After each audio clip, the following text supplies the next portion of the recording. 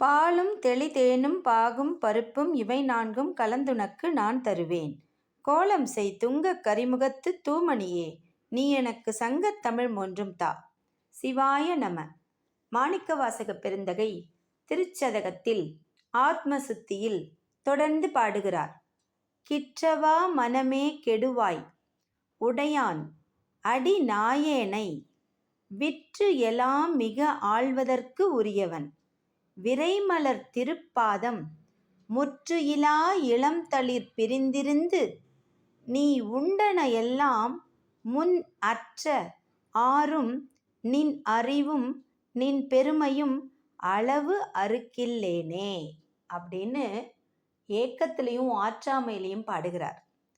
கிற்றவா அப்படின்னா கில்தவா அப்படின்னு பிரிக்கலாம். விஷயங்களில் செல்லும் ஆற்றல் ஒழியாது இருக்கிற, அதாவது பேராசைப்படுற, இந்த லௌகீக வாழ்க்கையில் ஈடுபட்டு பேராசைப்படுற. விற்று அப்படின்னா விலைப்படுத்தி விற்கிறது தான். விரை அப்படின்னா மனம், வாசனை, சுகந்தம். முற்று இலா அப்படின்னா முதிர்ச்சி அடையாத.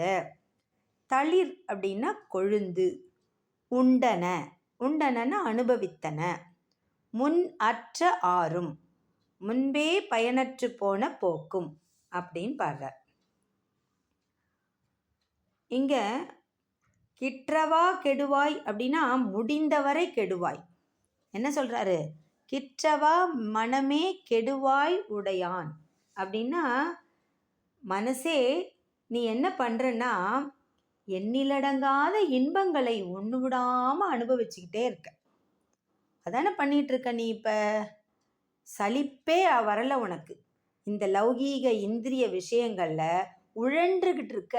அப்படியே சிற்றின்பத்துல ஆழ்ந்து போய் தொடர்ந்து அனுபவிக்கிற. இப்போ இந்த மாதிரி தொடர்ந்து அனுபவிக்கிறியே, அந்த ஆசை உனக்கு அடங்கிடுச்சா? கண்களால் பார்க்குற, காதால் கேட்குற, வாயால் பேசுகிற, சாப்பிட்ற, என்ஜாய் பண்ணுறல்ல நிறைய அனுபவங்கள் இந்த லௌகீக வாழ்க்கையில், சிற்றின்பங்களில். அப்பனா நீயே சொல்லு, உனக்கு அந்த ஆசையெல்லாம் அடங்கிடுச்சா? அடங்கவே இல்லையே. திரும்ப பார்க்க தோணுது, திரும்ப கேட்க தோணுது, திரும்ப சாப்பிட தோணுது. இதெல்லாம் ஒரு நிலையே இல்லைன்னு தெரிஞ்சும் நீ என்ன பண்ணுற? கிற்றவா கெடுவாய் மனமே, கெட்டு போகிற. நீ ரொம்ப என்ன பண்ணுவ, இதே மாதிரி நீ நடந்துக்கிட்டே இருந்தன்னா, இப்படி இந்த சிற்றின்பங்களே மூழ்கி கடந்தன்னா என்ன தெரியுமா நடக்கும்? அழிந்து பட்டு போவாய். அதுதான் கிற்றவா மனமே கெடுவாய் அப்படிங்கிறார். அழிஞ்சிடுவ. அப்படியே சிற்றின்பங்களில் மூழ்கி போயே கடந்தன்னா கடைசியாக உனக்கு என்ன நடக்கும்? அழிஞ்சுதான் போவ. ஏன்னா இது எதுவுமே சாஸ்வதம் கிடையாது. அது ஏன் உனக்கு புரிய மாட்டேங்குது அப்படின்னு அப்படியே எடுத்து சொல்றார் தன் மனசுக்கு. உடையான் அப்படின்றார். உடையான் அப்படின்னா என்னை உடையவன். உடையான் அடி நாயேனை. நான் யாரு? நாயை விட கேவலமானவன், அற்பமானவன், ஒரு மானுடன். என்னை உடையான் யாருன்னா அவன்தான், பெருமான் தான், என் பெருமான் தான். விற்று எல்லாம் மிக ஆள்வதற்கு உரியவன். அவனுக்கு என்ன எலிஜிபிலிட்டி இருக்கு தெரியுமா உனக்கு? என்னை விற்கலாம். இப்போ நாமெல்லாம் ஒரு பொருளை வாங்கி நம்ம சொந்தமாக கையில் வச்சிருக்கோம்னா, நமக்கு வேணான்னா அதை விற்றுருவோம்ல, விற்கலாம்ல. எந்த விலை வேணாலும் கொடுத்து நம்ம விற்போம். அது சீப்பாகவும் விற்கலாம், காஸ்ட்லியாகவும் விற்கலாம். ஏன்னா அது நம்ம பொருள். நம்ம பொருளை நம்ம எப்படி வேணாலும் விற்கலாம். அதே மாதிரி மாணிக்கவாசக பெருந்தகை என்ன சொல்றாரு? என்னை விற்கலாம். ஏன் விற்கலாம் தெரியுமா? என்னுடைய வினை பயனால் திரும்ப இந்த பூமியில் பிறக்க வைத்தவனே அவன்தான். அவன்தான் என்னை படைத்து என்னை வளர்த்துக்கிட்டு இருக்கான். அப்போ நான் அவனுக்கு அடிமை, என்னோட சொந்தக்காரன், என்னை உரியவன் அவன்தான். மிக ஆள்வதற்கு உரியவன். என்னை ஆளலாம், நான் வெறும் அடிமை. அப்போ அவன் என்ன பண்ணலாம்? என்னை விற்று கூட இந்த வினையிலேருந்து என்னை காப்பாற்றி விடலாம். இதெல்லாம் அவனுக்கு முடியும். அவ்வளோ அவன்கிட்ட போய் ஆட்படணும் அப்படின்னா, என்னை முழுசாக வித்துடுறேன் அப்படின்னா கூட, அந்த நிலை வந்தால் கூட அதற்கும் தகுதியானவர் தான் அந்த குருநாதர். அவருக்கு திருப்பெருந்துறை ஞாபகம் வந்துடுது. அந்த பெரும் பகுதி அவர் எப்படி இறை அனுபவம் அனுபவிச்சாரோ அது கொஞ்சம் கொஞ்சமாக அந்த எக்ஸ்பீரியன்ஸ் டைல்யூட் ஆகிட்டே இருக்கு. அதனால அவர் என்ன சொல்றாரு? ஐயோ, அந்த சந்தோஷம் வேற போயிட்டே இருக்கே, அன்னைக்கு கிடைச்ச அந்த இறை அனுபவம் கொஞ்சம் கொஞ்சமாக குறையுதேங்கும்போது திரும்பவும் நான் அவரிடம் போய் ஆட்பட வேண்டும். அப்பதான் அந்த பேரானந்தத்தை அடைய முடியும். அப்படி அடைய முடியல அப்படிங்கிறதுக்கு ஒரு பெரிய பிளாக், இங்கே ஒரு அப்டக்கிள் இருக்குது, ஒரு பெரிய தடை இருக்குது. அது என்னன்னு பார்த்தா இந்த மனசு தான். இந்த மனசு ஒரு கண்ட்ரோலாக இருந்ததுன்னா இந்த ஐம்பொறிகள் பின்னாடி இந்த ஐம்புலன்கள் போகாது. அப்போ நம்ம இறைவனையே சிக்கன பிடிச்சிக்கிட்டு இருக்கலாம். அவன்தான் என்னோட ஓனர், என்னோட ப்ரொப்ரைட்டரே சிவபெருமான் தான். அவன் நினச்சா என்னை விற்க கூட விற்கலாம். என்னை விற்றா நான் ரொம்ப சந்தோஷமாக ஓகே சொல்கிறேன். ஏன் அப்படின்னா அது அவனுக்கு உரிமையானது. அவன் எப்படி வேணாலும் விற்கலாம். ஏன்னா அந்த மாதிரி தகுதியுள்ள குரு. அவனுக்கு தான் தெரியும் என்னை எப்படி கையாளணும்னு. அதனால இந்த அற்ப சுகங்களை புறக்கணிக்கணும். கணக்கிட முடியாமல் இருக்கு அற்ப சுகங்கள். ஒன்று போனால் இன்னொன்று, இன்னொன்று போனால் இன்னொன்றுன்னு. இந்த அற்ப சுகங்களுக்கு எங்கேயாவது ஒரு எண்ட் பாயிண்ட் இருக்கா அப்படின்னா இல்லையே. அது பாட்டுக்கு ஒன்று முடிஞ்சு இன்னொன்று, இன்னொன்று முடிஞ்சு இன்னொன்றுன்னு வந்துக்கிட்டே இருக்கு. அதனால ஆள்வதற்கு உரியவன், விற்கிறதுக்கு கூட தகுதியானவன்.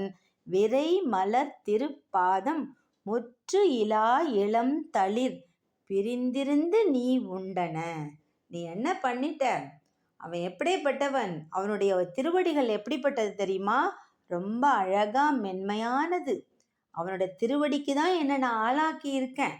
என்னை எல்லாம் செய்யறதுக்கு அவனுக்கு உரிமை உண்டு. அவனை போய் புறக்கணிக்கிறதா? அவன் எப்படிப்பட்டவன்?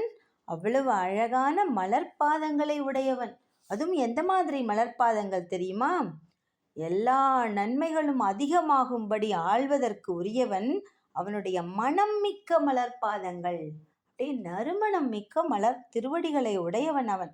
அது மட்டுமா, முற்றி போகாத இளமையான தளிர் போன்ற திருவடிகள். அவனுடைய கால் எப்படி இருக்கும்? திருவடிகள் கமலபாதங்கள், அழகா தளிர் மாதிரி இருக்கும். அதுவும் எந்த தளிர்? இளம் தளிர் மாதிரி இருக்கும், சாஃப்டா இருக்கும், மென்மையா இருக்கும். அவன் அம்மை அப்பன் அல்லவா? அதனால அவன் மனசு எப்படி இருக்கு? இளம் தளிர் மாதிரி இருக்கு. அவன் மனசு போலவே அந்த அன்பு எல்லாம், கருணை எல்லாம் அவன் திருவடிகள்ல தெரியுது. அதை பிரிந்து, அந்த திருவடிகளை பிரிந்து, திருவடிக்கழல் தானே அவர் திருவடி தீட்சை கொடுத்தார். அதை பிரிந்து நீ உண்டன எல்லாம், நீ உண்டன அப்படின்னு தான் சொல்லிட்டார் இல்லையா? அனுபவித்தன எல்லாம். எவ்வளோ அனுபவிச்சுட்ட, நிறையா அனுபவிச்சுட்ட. இந்த சிற்றின்பங்கள்ல, இந்த லௌகீக வாழ்க்கையில எவ்வளவோ அனுபவிச்சியே. அந்த இன்ப நினைவுகள்லாம் இருக்கா அப்படின்னா இல்லையே. அதான் அடுத்தடுத்தது அனுபவிச்சுட்டு இருக்க. இதுக்கு முன்னாடி நீ ஒன்று அனுபவிச்ச. என்னது? திருப்பெருந்துறையில சிவபெருமான் தொட்டு திருவடி தீட்சை தந்து உபதேசம் அருளினார்ல, அதெல்லாம் நீ அனுபவிச்சதெல்லாம் மறந்துட்ட. ஏன் மறந்துட்ட அப்படின்னா இந்த உலக வாழ்க்கையில நீ ஈடுபட்டு இருக்க. எல்லாத்தையும் மறந்துட்ட. பாழா போன மனசே, ஏன் இப்படி சிற்றின்ப சுகங்கள்ல ஈடுபட்டு நிலையில்லாத ஒரு விஷயத்துல திருப்தி அடையிற? அப்படி அடையலாமா? இது என்ன வேடிக்கை அப்படிங்கிறார். ஆற்ற அரும் நின் அறிவும் நின் பெருமையும். ஐயோ, உன்னோட அறிவு என்னன்னு எனக்கு புரியல, உன் பெருமை தான் என்னன்னு புரியல அப்படின்னு இது ஒரு வஞ்ச புகழ்ச்சியா? நீ இங்க எல்லாத்தையும் மறந்துட்ட. இதுதான் என்னமோ உச்சபட்ச சந்தோஷம் மாதிரி நீ அனுபவிச்சுக்கிட்டே இருக்க அப்படின்னா சிற்றறிவு தான் உன்கிட்ட இருக்கு. நீ பெற்ற பெருமையெல்லாம் மாயமாய் மறைந்து போனதை எண்ணிப்பார். நீ ஏன் இப்படி யோசிச்சு பார்க்க மாட்டேங்கிற? எப்படியேப்பட்ட சந்தோஷம் நமக்கு கிடைச்சிது, பேரானந்தம். அதுதானே சாஸ்வதம், அதுதானே நிரந்தரம். அதை விட்டுட்டு உன்னுடைய தேவையில்லாத ஒரு ஒரு சிற்றின்பங்களில் போய் பயனே இல்லாமல் நீ வாழ்ந்துட்டுருக்க. விசாரித்து பாரு. ஆத்ம சுத்திங்கிறது இதுதான். நீ விசாரிச்சு பாரு. ஒரு விஷயத்தை நீ என்ஜாய் பண்ணுறதுக்கு முன்னாடி இது நல்லதா, இது இறை அனுபவத்தை தரக்கூடியதா, இது எனக்கு பேரானந்தத்தை தருமா அப்படின்லாம் நீ பார்த்துட்டு தான் நீ போய் அதை சூஸ் பண்ணணும். நீ அமுதமா நஞ்சா அப்படின்னு பார்க்கணும், கலாப்பழமா பலாப்பழமா அப்படின்னு பார்க்கணும். எது நமக்கு வேணும் அப்படின்னா உயர்ந்ததை தானே நம் மனசு நாடணும். அதனால ஜீவாத்மாவா இந்த உலகத்துக்கு வினைப்பயனை கழிக்க தான் நான் பிறந்திருக்கேன். நான் பிறந்ததும் அவனுடைய இஷ்டம்தான். அந்த பரமாத்மனுக்கு தான் நான் உரியவன். அதனால இந்த மனசே நீ புரிஞ்சுக்கோ, உன்னை நீ அழகா சுத்திகரிச்சுக்கோ, நீ சுத்தப்படுத்திக்கோ, சிற்றின்பங்களை விட்டு விலகு, பேரானந்தத்தை நோக்கி நம்ம போட அந்த பயணத்தை தொடரலாம். அப்பதான் அவனுடைய திருவடிகளில் நமக்கு அப்ப கிடைச்சதில்ல அந்த பேரானந்தம் கிடைக்கும் அப்படின்னு தன் மனசை தாமே ஆத்ம சுத்தி செய்கிறார் மாணிக்கவாசக பெருந்தகை. நாமும் சிற்றின்பங்களில் நம் சிந்தையை செல்ல விடாமல் இறை அனுபவத்தில் மூழ்கி திருவாசகம் பாடி அவனின் திருவடிகளை அடைவோம். திருச்சிற்றம்பலம், திருச்சிற்றம்பலம், திருச்சிற்றம்பலம்.